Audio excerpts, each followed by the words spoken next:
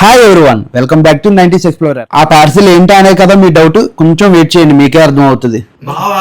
బావ డైలీ వ్లాగుల కోసం mic order పెట్టాడు, ఇప్పుడు వచ్చింది.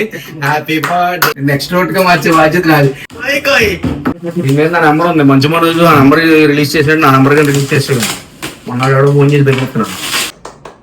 తర్వాత అలా ఆఫ్టర్నూన్ అయింది కదా అని చెప్పి లంచ్ కి ఫ్రైడే రెస్టారెంట్ కి వెళ్ళాం.